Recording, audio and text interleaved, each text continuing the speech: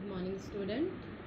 आज मैं V Shravani Kumari semester third EC2 paper India's foreign policy का एक चैप्टर वैश्वीकरण के बारे में चर्चा करूंगी। जैसा कि मैंने इसके पिछले वीडियो में वैश्वीकरण की परिभाषा, उसके उद्देश्य, उसकी आवश्यकता के कारण और उसके पक्ष में कुछ तर्कों की व्याख्या की थी, तो आज हम उसके विपक्ष में कुछ तर्कों के बारे में चर्चा करेंगे।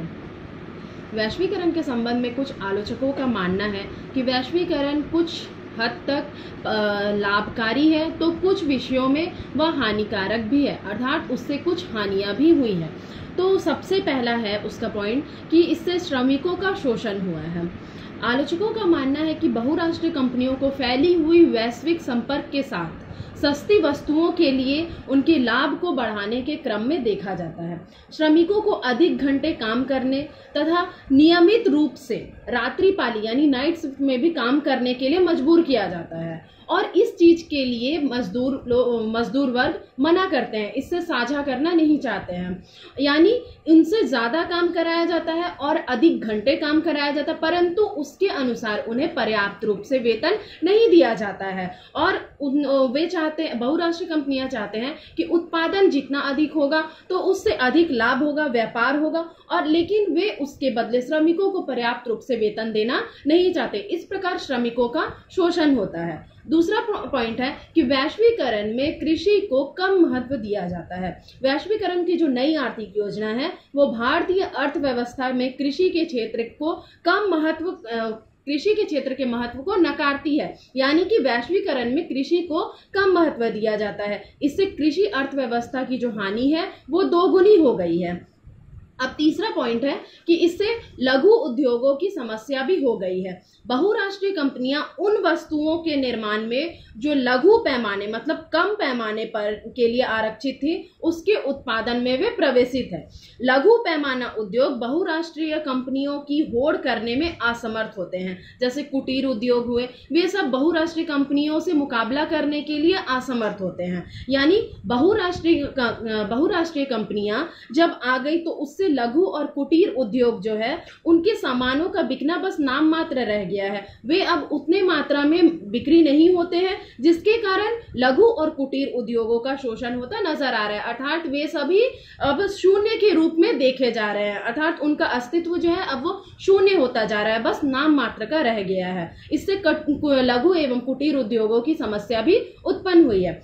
अब वैश्वीकरण से संबंधित चौथा पॉइंट ये है कि इससे यह सिर्फ विकसित देशों की विचारधारा है। आलोचकों का मानना है कि वैश्वीकरण जो है व्यापारिक कंपनियों का एक कार्यक्रम है, या तो ये विकसित देशों की ऐसी विचारधारा है जो अंतर्राष्ट्रीय अर्थव्यवस्था को नियंत्रित करती है, अर्थात ये सिर्फ विकसित देशों की ही विचारधारा है, ये सिर्फ विकसित देशों के लिए ही लाभदायक है। सीमा पार व्यापार एवं जो विदेशी निवेश है वो कमजोर देशों के लिए हानिकारक होता है। इस व्यवस्था से शक्तिशाली एवं कमजोर देश दोनों प्रकार के देशों में लोकतंत्रीय नियंत्रण शिथिल हो जाएगा और इसके बजाय देशों में आर्थिक व राजनीतिक अर्थव्यवस्था पर व्यापार का नियंत्रण स्थापित हो जाएगा। अर्थात लोकतांत्रिक व्यवस्था के टूटने से एक देश का दूसरे देश पर व्यापार का नियंत्रण स्थापित हो जाएगा। उसके बाद पांचवा पॉइंट है कि इससे निर्धनता उन्मूलन में असफलता होती है, अर्थात निर्धनता को कम करने के लिए वैश्वीकरण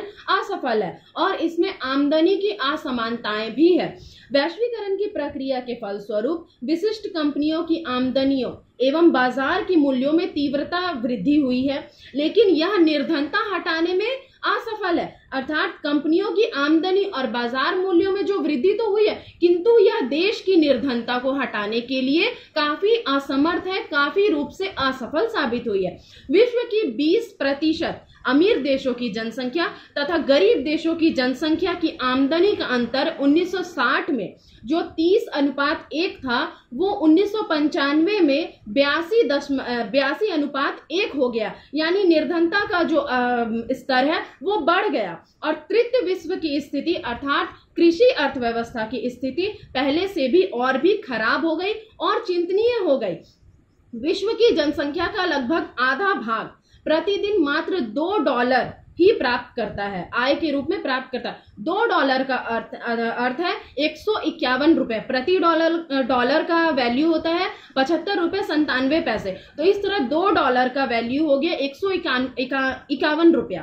तो विश्व की जो है आधा से अधिक जनसंख्या, आधा भाग इसका प्रतिदिन सिर्फ $2 ही प्राप्त करता है। और ऐसे में यह भारत में विश्व में 80 करोड़ लोग भोजन की कमी से पीड़ित है।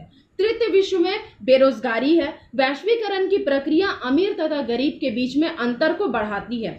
एक और विशिष्ट वर्ग यानी कि जो पूंजीपति लोग हैं, जो कंपनियों के मालिक हैं, जो हिस्सेदार है, ये सभी लोग और समृद्ध होते जा रहे हैं और गरीब जो है वो और अधिक गरीब होता जा रहा है। व्यापक पैमाने पर जो निर्धनता है पूरे देश में व्याप्त हो गई है, क्योंकि इससे कृषि देश में भी हानि हुई है, लघु एवं कुटीर उद्योगों का भी नुकसान हुआ है और देश में बेरोजगारी हो गई है, निर्धनता है, भूखमरी है। तो इससे जो अमीर लोग हैं वो तो आगे बढ़ते ही जा रहे हैं, उनमें तो वृद्धि हो रही है, पर जो गरीब लोग हैं वो गरीब ही है, उनका और अधिक शोषण हो रहा है और अधिक निर्धनता का स्तर जो है वो बढ़ता जा रहा है, बेरोजगारी का स्तर जो है वो बढ़ता जा रहा है। उसके बाद छठवां पॉइंट आता है उत्पादकता एवं निवेश में गिरावट।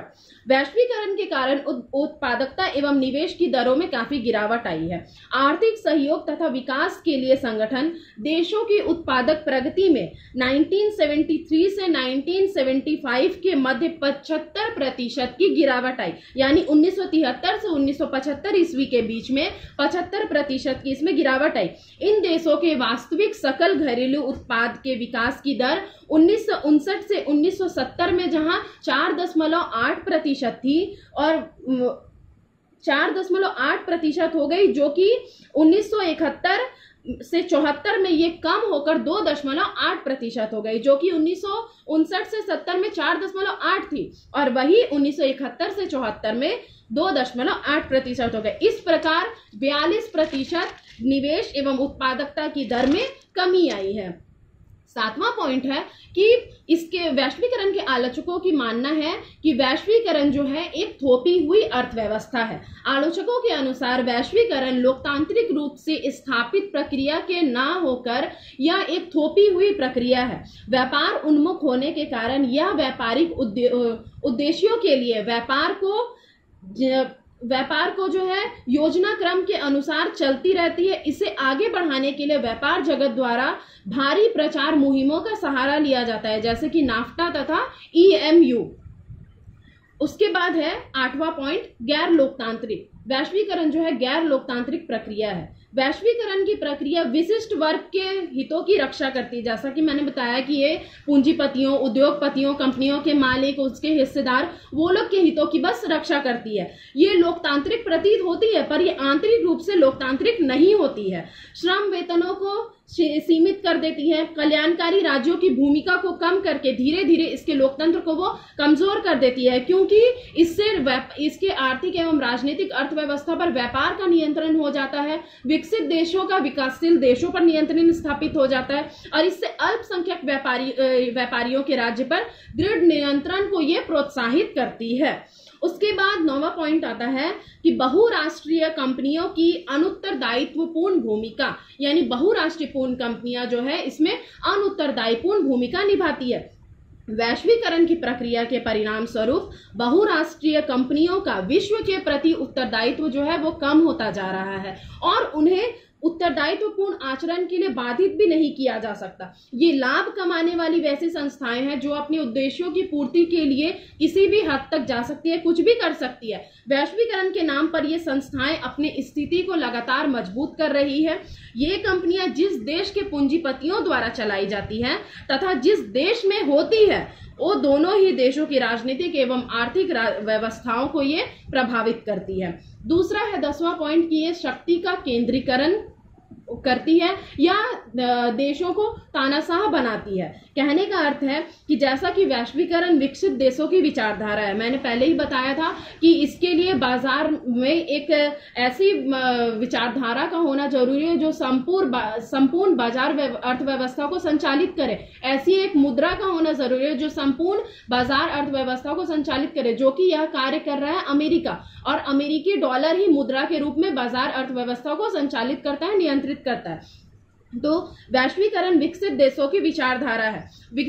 वैश्वीकरण में जो देश पहले से विकसित है वही सहयोग करते हैं, जैसा कि अमेरिका, क्योंकि इस प्रक्रिया में एक महाशक्ति का होना जरूरी है जिसकी भूमिका अमेरिका निभा रहा है और जिसकी मुद्रा से अंतर्राष्ट्रीय बाजार का संचालन होता है, और वो है अमेरिकी डॉलर। तो वो जो विकसित देश है वही इसमें सहयोग करते हैं, क्योंकि विकासशील देश तो स्वयं ही जूझ रहे हैं, वो खुद ही अभी विकासशील विकास के स्तर पर है, तो वो विकसित देश की तुलना में उतना सहयोग नहीं कर पाते हैं। इसलिए वैश्वीकरण में विकसित देशों का सहयोग ज्यादा होता है, विकासशील देश के मुकाबले उसका ज्यादा होता है। तो इस तरीके से विकसित देशों का विकासशील देशों पर निरंकुशता की भावना आ जाती है, वो फिर से उन्हें प्रभावित करने लगता है। मान लो जैसे कि भारत को ही अमेरिका किसी मुद्दे पर सहयोग कर रहा है, तो दूसरे मुद्दे पर वह यह कह सकता है कि भारत को यह कह सकता है कि फलाना देश से तुम ये तेल मत लो या कुछ सहायता मत लो, इस तरीके से वो उस पर बाधित कर सकता है, उस पर प्रेशर डाल सकता है।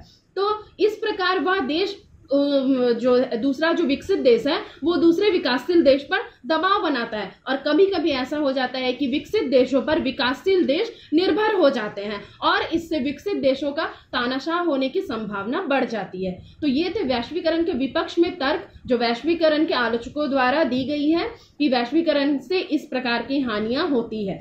तो मुझे आशा है कि आप लोगों को समझ आई होगी। मैं अगले वीडियो में इस वैश्वीकरण के प्रभावों के बारे में चर्चा करूंगी। धन्यवाद।